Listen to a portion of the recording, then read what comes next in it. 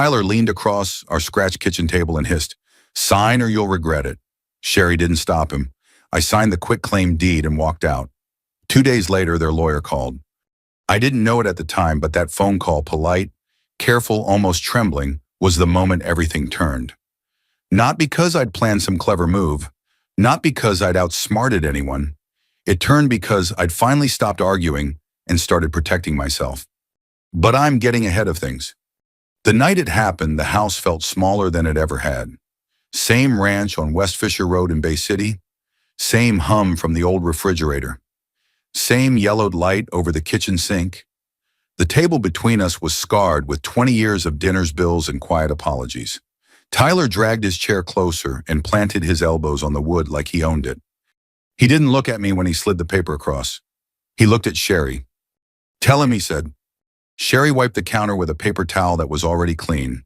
She kept wiping anyway, eyes fixed on the laminate, like there might be answers there. "It's for the best, Gus," she said. Her voice was steady, too steady. I picked up the document. Quitclaim deed. The words looked harmless enough, typed clean and neat like something you'd sign without thinking. The kind of paper people use to move property between family members. The kind you're supposed to trust. "Just a formality," Tyler said. He smiled the same crooked smile I'd seen when he was 16 and thought he could talk his way out of anything. "You're not losing anything. You're just simplifying things." I read the first line twice. My name, Sherry's name, the address, my house, the one I'd bought years before I met her, the one I'd paid for with overtime at the mill, busted knuckles and a back that still ached when the weather turned. I set the paper down. "Why now?" Tyler leaned closer. I could smell the energy drink on his breath. "Because you're getting old. Because Mom deserves security. And because if you don't sign, you'll regret it," he finished, voice dropping low. Not yelling, not angry, just certain. I looked at Sherry. She didn't meet my eyes. That hurt worse than the threat. I thought of the nights I'd stayed up helping Tyler with homework he didn't want to do. The time I co-signed his first car loan when no bank would touch him. The Saturday I crawled under that same car in the driveway, cold concrete biting my shoulders, replacing a transmission I couldn't afford to have done at a shop. I'd raised him like my own. I'd told people he was my son. Now he was telling me to sign or else. My chest tightened. I wanted to shout. I wanted to ask Sherry how we'd gotten here. I wanted to tear the paper in half and walk away. Instead, I heard my own voice say, "Give me a pen." Tyler froze. Sherry finally looked up. I signed my name where they pointed. Each letter felt heavier than the last. When I finished, I slid the paper back across the table. No speech, no warning, just the scratch of the pen and the sound of my chair scraping back. "I'll grab a few things," I said. Tyler exhaled, laughing like he'd won a bet. Sherry stood there, arms folded, watching me like a stranger. I packed a duffel with socks, work shirts, and the flannel I kept by the door. When I came back through the kitchen, neither of them spoke. I didn't look back. Outside, the November air cut straight through my jacket. I sat in my truck with my hands on the wheel until the shaking stopped. The porch light went off. That was it. 20 years and the light went out like I'd never been there. I drove until the fuel gauge dropped, then parked at a mere lot and slept sitting up. My neck hurt. My stomach burned. Every time I closed my eyes, I saw that paper sliding across the table. By morning, the shame set in. Shame for signing. Shame for leaving quietly. Shame for still loving a woman who'd chosen her son over the man who'd raised him. I told myself it was temporary, that we'd talk, that reason would come back into the room. But deep down, I knew something else had happened, something you don't walk back from. I started the engine and pulled onto the road as the sun came up over Bay City. I didn't know where I was going yet. I just knew I wasn't going back, not until I figured out how to keep myself safe. And somewhere between the traffic light on Columbus Avenue and the smell of burnt coffee drifting from a diner on the corner, one thought finally pushed through the fog. I had signed to survive the night. What came next would decide everything. I checked into a roadside motel off I-75 just after sunrise. The kind with peeling paint, a flickering vacancy sign, and a front desk that smelled like old coffee and disinfectant. The clerk didn't ask questions. He slid the key across the counter like he'd done it 1,000 times before, eyes already drifting to the next problem. Room 214. The carpet was damp. The heater rattled like it might give up at any second. I sat on the edge of the bed and stared at my hands. They were still shaking. I kept hearing Tyler's voice in my head. Sign or you'll regret it. Not shouted, not angry. Calm, like a man ordering lunch. I took my boots off and lay back, staring at the ceiling stains. Shapes I'd never noticed before. A crack that looked like Michigan. Another like a lightning bolt. I laughed once, short and bitter. I hadn't laughed the night before. I hadn't cried either. I just shut something off inside me and kept moving. That's how I'd survived the mill for 32 years. You don't argue with a machine when it's jammed. You don't scream at a supervisor who already made up his mind. You document. You wait. You keep your head down until there's a way through. By noon, hunger finally won. I walked to a diner down the road, chrome-trimmed neon, buzzing even in daylight. The kind of place that never fully sleeps. I slid into a booth and ordered eggs toast and coffee strong enough to peel paint. The waitress called me Han and refilled my cup without asking. I watched the other customers. A couple of truckers, a woman in scrubs scrolling her phone, a man about my age staring into his plate like he'd lost something he couldn't replace. The TV above the counter murmured through a daytime news segment. I wasn't really listening until one line cut through. Investigators say the transfer was signed under pressure. I looked up. They were talking about an older man who'd signed away property during a family dispute. The anchor's voice was flat professional. No drama, just facts, threats, coercion, legal review. I swallowed hard and took another sip of coffee. Bitter, burnt, real. Back in the motel room, I finally checked my phone. Missed calls from Sherry. One voicemail I didn't open. A text from Tyler that just said, "Don't get cute." That one sat heavy in my pocket. I didn't respond. I put the phone face down on the nightstand like it might bite me. Instead, I called my brother Frank. He lives outside Saginaw, works HVAC, been divorced twice, and learned the hard way both times. "You okay?" he asked after I told him where I was. "No," I said, "but I will be." I told him what happened. Not every detail, just enough. Frank was quiet for a long moment. Then he said, "You didn't do wrong by leaving." "I signed," I said. "That feels wrong." "You signed to stop it from getting worse," he replied. "That matters. Now listen to me. Don't argue. Don't explain. Write everything down. Save everything. You hear me?" I did. After we hung up, I opened a notebook I kept in my duffel old habit from work orders at the mill. I wrote the date, the time, what was said, who was there. Every word I could remember. I didn't dress it up. I didn't soften it. Sign or you'll regret it. I wrote it exactly like that. My phone buzzed again. Another text from Sherry this time. "We need to talk." I stared at it until the screen dimmed. That night I didn't sleep much. The heater kicked on and off. Somewhere down the hall, someone coughed all night. Around 3 in the morning, I pulled on my jacket and went back to the diner. Same booth, same burnt coffee. I thought about the house, about the garage where I'd fix bikes and lawnmowers, about the fishing rods hanging by the door, about how fast something solid can turn paper thin. I also thought about something else, about how Tyler had chosen his words carefully, about how Sherry hadn't told him to stop. By the time the sun came up, one thing was clear. I wasn't angry enough to do something stupid, but I was calm enough to do something right. And whatever that quitclaim deed meant, I wasn't going to pretend it was the end of the story. It was just the point where I stopped talking. I woke up to my phone ringing at 7:12 a.m. Not Sherry, not Tyler. A number I didn't recognize. I let it ring out. The voicemail came in 10 seconds later. A man's voice, calm and professional. "Mr. Mercer, this is Daniel Reeves calling on behalf of Mrs. Mercer. Please return my call at your convenience." On behalf of Mrs. Mercer. Not your wife, not Sherry. Already the language had shifted.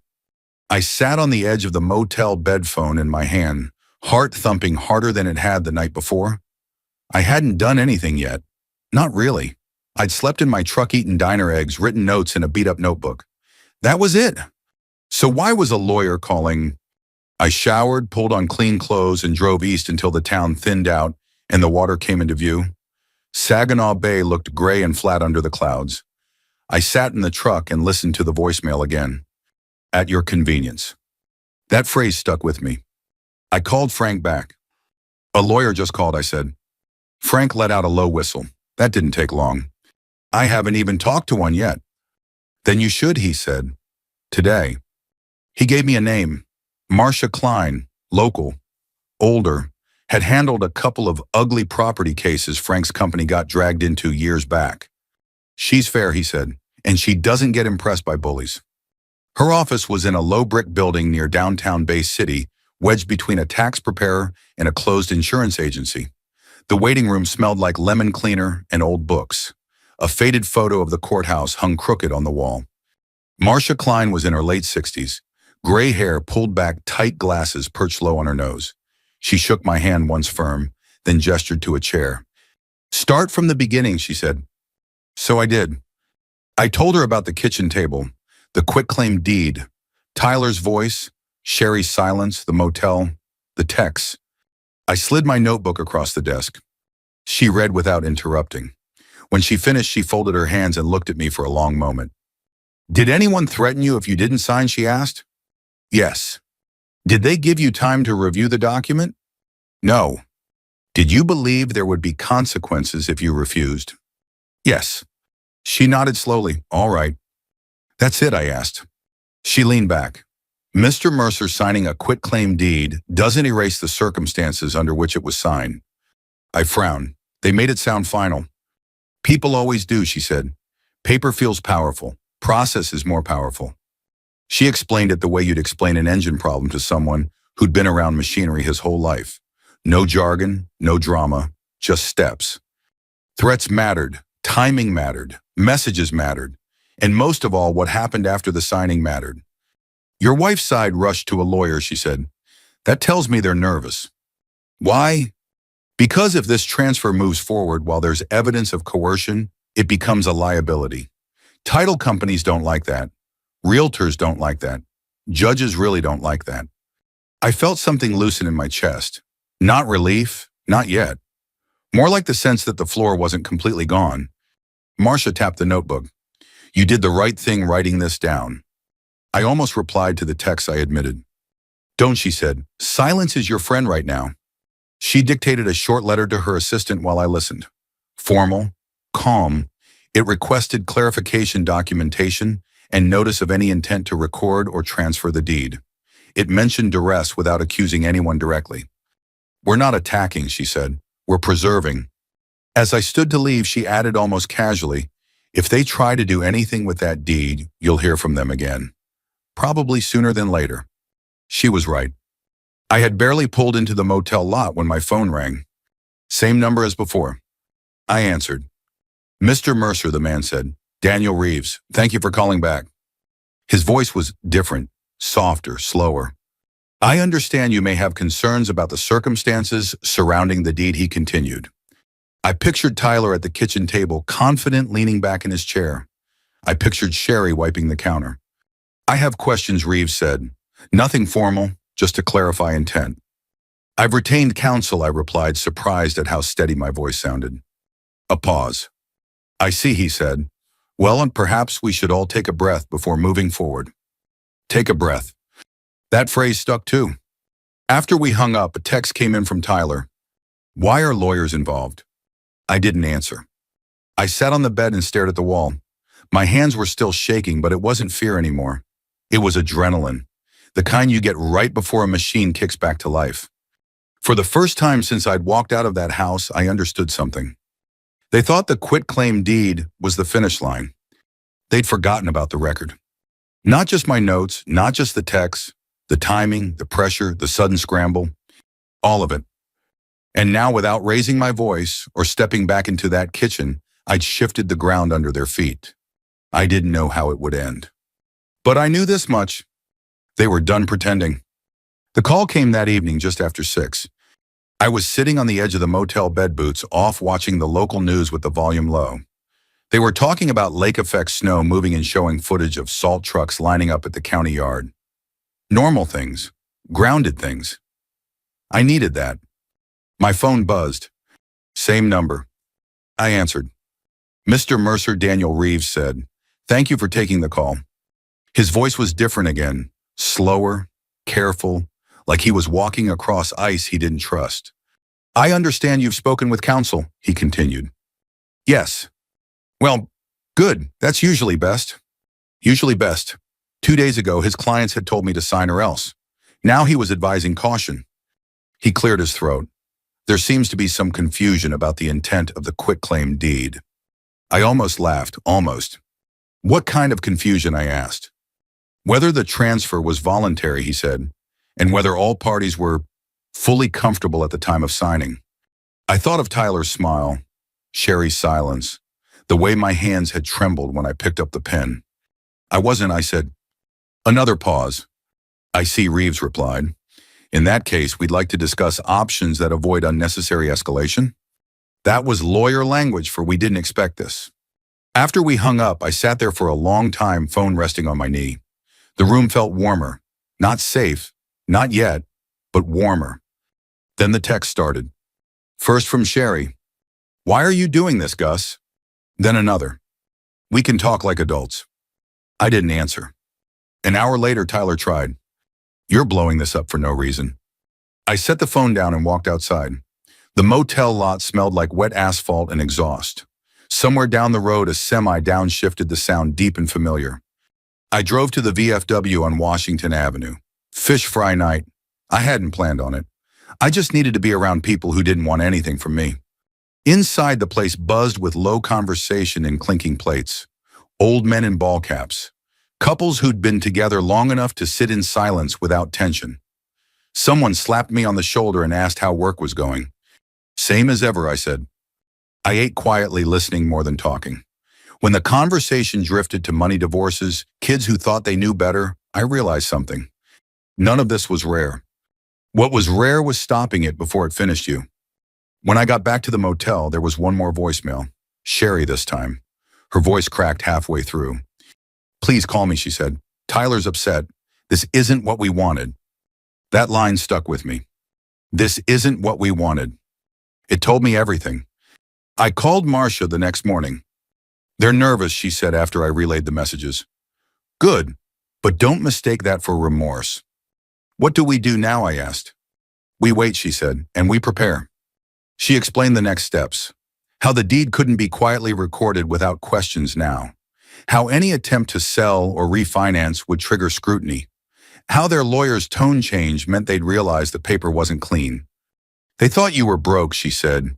Not just financially, emotionally. They thought you'd fold.